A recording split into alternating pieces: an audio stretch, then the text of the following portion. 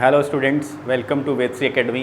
तो पिछले लेक्चर में हमने सारा थ्योरी सेक्शन देखा था, ठीक है। तो आज हम बेस्ड उस पर न्यूमेरिकल्स देखेंगे, कुछ न्यूमेरिकल्स आज देखेंगे, फिर कुछ फर्दर आगे के लेक्चरों में देखेंगे। तो सबसे पहला क्वेश्चन हमसे क्या कहता है, कह रहा है कि मेरे पास एक समुच्चय है ए जिसके अंदर अवयव क्या हैं ए बी सी, ठीक है। उसके सभी वास्तविक उपसमुच्चय लिखने हैं। हमें इनके क्या लिखने हैं, वास्तविक उपसमुच्चय लिखने हैं। तो हमें क्या लिखा, उपसमुच्चय लिखने के लिए हमें क्या करना पड़ेगा, ये सारा एक कैसे फॉर्म में है, ये तालिका रूप में दिया है। ये समुच्चय जो दिया है तालिका रूप में लिया है। तो इसके उपसमुच्चय अगर हम लिखेंगे तो कैसे लिखेंगे, ए के उपसमुच्चय। जब भी हम ए के उपसमुच्चय लिखेंगे तो क्या करेंगे, 1 उसका ए उसका उपसमुच्चय होगा, बी भी उसका उपसमुच्चय होगा, सी उसका उपसमुच्चय होगा, ए कॉमा बी उसका उपसमुच्चय होगा, ए कॉमा सी उसका उपसमुच्चय होगा और बी कॉमा सी उसका उपसमुच्चय होगा। ठीक हो गया। और एक खुद ही अपना ए कॉमा बी कॉमा सी इसका उपसमुच्चय होगा और एक उपसमुच्चय क्या होगा, जिसको हम कहते हैं रिक्त समुच्चय, फाई। एक क्या होगा, फाई। तो 1 2 3 4 5 6 7 8।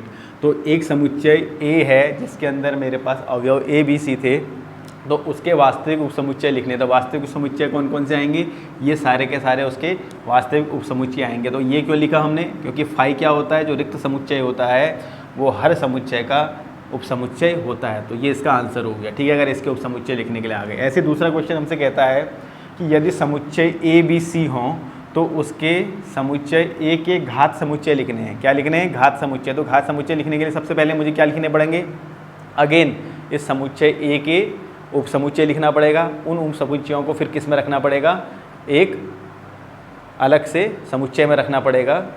तो हमारे पास क्या निकल जाएगा, घात समुच्चय आएगा। तो सबसे पहले इसका हम जब लिखेंगे तो सबसे पहले हम क्या निकालेंगे, समुच्चय ए के उपसमुच्चय। सबसे पहले हम क्या निकालेंगे, उपसमुच्चय निकालेंगे। तो उपसमुच्चय वही होंगे, हमसे फिर से हम देखें तो A B C, A B A C, B C, A B A C B C, A comma B comma C और फाई। ये सारे के सारे क्या है, समुच्चय ए के उपसमुच्चय। तो हमें क्या लिखना है, घात समुच्चय लिखना है। तो घात समुच्चय को किससे दिखाते हैं, ये ए के उपसमुच्चय हैं, ठीक है, इस ये ए के उपसमुच्चय हैं। तो इसका हमने घात समुच्चय लिखने हैं, तो घात समुच्चय को किससे डिनोट करते हैं, पी ऑफ ए से। तो हम क्या करेंगे, इस सब को एक कर्ली ब्रेसेस के अंदर रखेंगे, A B C, A comma B, A comma C, उसके बाद आया B comma C, A comma B comma C और फाई। तो ये क्या निकल गया, हमारा घात समुच्चय हमने बना दिया। तो घात समुच्चय लिखने के लिए सबसे पहले हमें क्या लिखना है, जो भी समुच्चय दिया है उसके उपसमुच्चय लिखना है। उसके उपसमुच्चयों को लिखने के बाद जो भी उपसमुच्चय है उसको किस में रखना है, एक समुच्चय के अंदर रखना है। तो हमारे पास जो निकल के आएगा वो क्या निकल के आएगा, घात समुच्चय, ठीक है। 2 क्वेश्चंस ये हैं, फिर फर्दर क्वेश्चंस की ओर चलते हैं, इसको रफ किया जाए। तो ये इस तरह के क्वेश्चन आपके एग्जाम में लिखने के लिए आते हैं, शॉर्ट जो एक नंबर के जो आएंगे आपके, ठीक है ना, एमसीक्यूज। वहाँ पे आपको ये लिखना आना चाहिए कि हम कैसे घात समुच्चय लिखते हैं, कैसे उसके उपसमुच्चय फाइंड आउट करते हैं। अब अगला क्वेश्चन है, ये क्वेश्चन देखते हैं क्या कह रहा है हमसे। क्वेश्चन क्या कहता है, कह रहा है यदि समुच्चय, ये सिद्ध करो वाला क्वेश्चन है, ठीक है। कहता है यदि, क्वेश्चन में लिख देता हूँ, यदि समुच्चय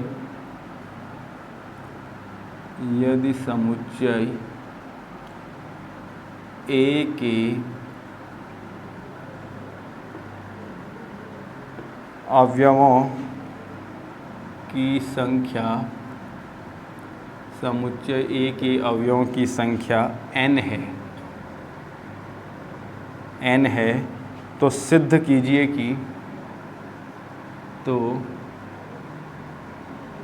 सिद्ध कीजिए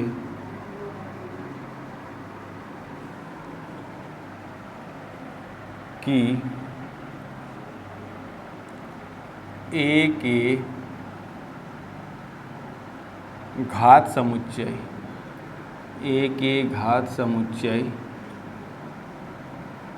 P ऑफ A के अवयवों की संख्या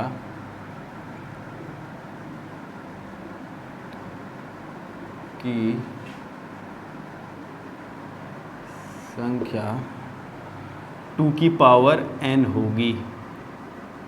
अभी तक हमको ये पता है, हमने क्या कहा कि हमको ये चीज़ पता है कि अगर किसी मेरे पास कोई समुच्चय A है तो अगर मैंने कहा कि उसमें हमें कैसे पता चलेगा कि कितने उसके उपसमुच्चय होंगे, तो हमने क्या कहा, सीधे फॉर्मूला हमने लगाया 2 की पावर n, जहाँ n क्या बता रहा था, कितने अवयव प्रेजेंट हैं उस समुच्चय में। लेकिन अब हमें क्या करना है, सिद्ध करके बताना है कि ऐसा कैसे हो रहा है। ठीक है, तो इसको सिद्ध करते हैं। तो इसको सिद्ध करने के लिए इसके सोल्यूशन की तरफ हम चलें तो सबसे पहले हमें क्या मानना पड़ेगा कि माना n अवयवों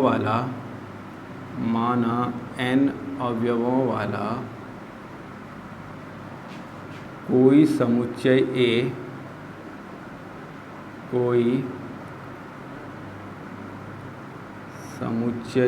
A निम्नलिखित है।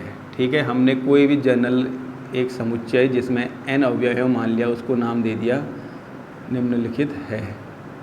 ठीक है, तो वो A मैंने क्या मान लिया, वो A जो मेरे पास आया वो आया A1, A2, A3, A4, A5, ऐसे ही ये चलते रहेगा कहाँ तक, AN तक। तो हमने पहली चीज़ क्या एज्यूम कर दी कि मेरे पास एक समुच्चय A है जिसके अंदर n अवयव हैं, तो वो मैंने n अवयव मान लिए। ठीक है, अब मुझसे क्या कह रहा है कि हमें सिद्ध क्या करना है कि घात समुच्चय के अवयवों की संख्या। तो हमें बेसिकली क्या निकालना है, हमें घात समुच्चय निकालना है। अगर घात समुच्चय पता चल जाएगा तो उसके अवयवों की संख्या हम आराम से निकाल सकते हैं। तो हम क्या लिखते हैं, तो इससे बनने वाले, तो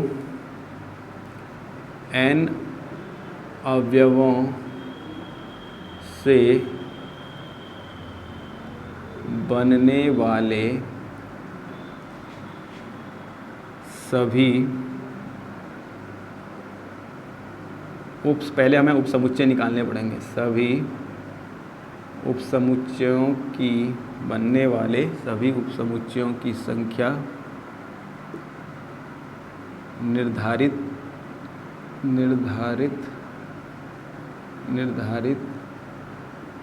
निम्न प्रकार से किया जा सकता है। संख्या निर्धारित निम्न प्रकार से की जा सकती। ठीक है, स्टेप बाय स्टेप हम ऐसे ही चलेंगे इसमें। तो अब मुझे क्या निकालना है, कैसे कैसे हम कर सकते हैं। तो सबसे पहले देखो, अगर मैं इसके उपसमुच्चय लिखूंगा कोई n वाला, तो मेरे पास सबसे पहले एक एक वाला एलिमेंट आएगा, ये इसका इंडिविजुअल उपसमुच्चय होगा, ये होगा। तो सबसे पहला मैं क्या मानूंगा, एक एक अवयव वाला उपसमुच्चय। एक एक अवयव मतलब उसके अंदर क्या आ जाएगा, A1 आ जाएगा, A2 आ जाएगा, A3, ऐसे वाले एक एक अवयव वाले उपसमुच्चय की संख्या हम निकालेंगे। उपसमुच्चय की संख्या कितनी हो जाएगी, तो हमको ये कैसे पता चलेगा, हमने क्रमचय संचय पढ़ा है, मतलब हमारे पास n चीज़ें हैं, n में से मुझे एक एक वाले को उठाना है। तो तरीका कितना हो जाएगा, NC1, जब एक एक अवयव वाले उपसमुच्चय बनाऊंगा। ऐसे ही क्या लिखूंगा, दो दो अवयव वाले, दो दो अवयव में मेरे पास क्या क्या आएंगे, A1, A2 आ जाएगा, उसके बाद A1, A3 आ जाएगा, ऐसे ही क्या कह सकते हैं, A2, A3 आ जाएगा। ये सारे आ जाएंगे ऐसे वाले उपसमुच्चय की संख्या, इसको क्या लिख सकते हैं, NC2। ऐसे ही तीन तीन अवयव वाले भी ले सकते हैं, तीन तीन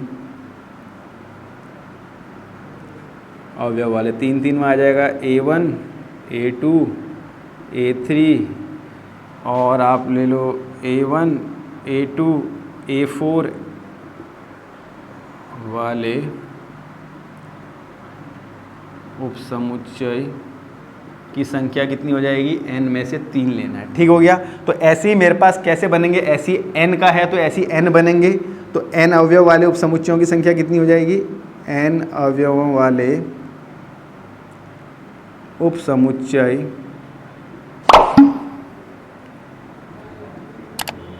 की संख्या जो हो जाएगी वो कितनी हो जाएगी, NCN हो जाएगी। ठीक हो गया।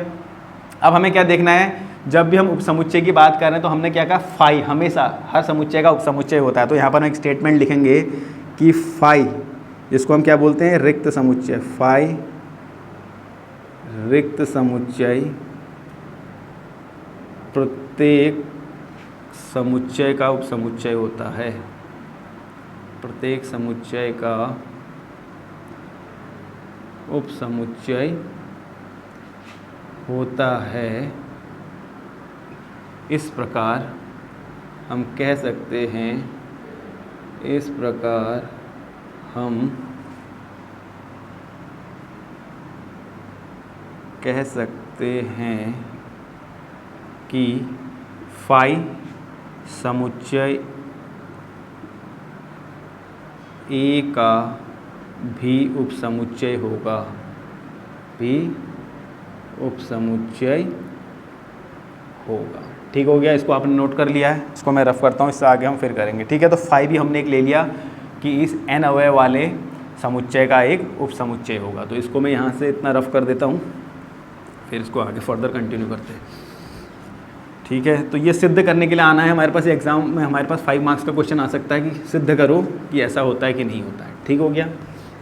तो अब हमने ये सब चीज़ कर दी है, तो अब हमें क्या करना है, तो कुल उपसमुच्चयों की संख्या कितनी हो जाएगी, कुल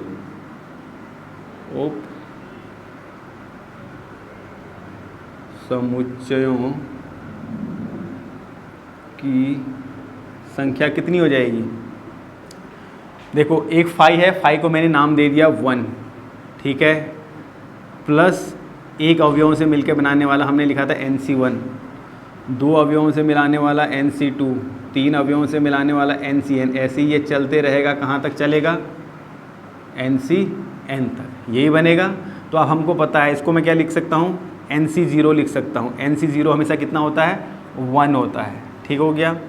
plus NC1 plus NC2 plus NC3 plus dot dot dot NCN। ठीक हो गया।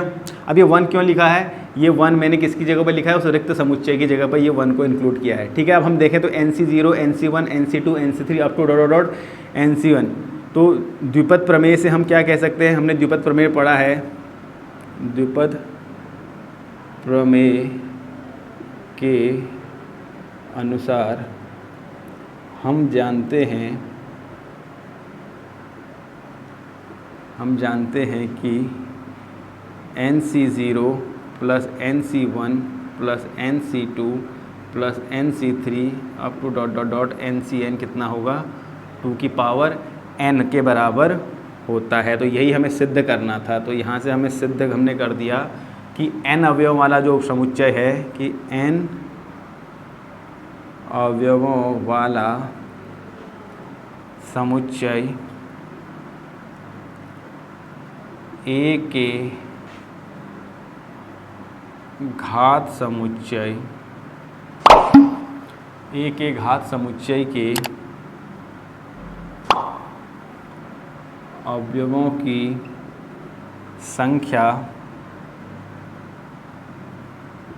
2 की पावर n होगी।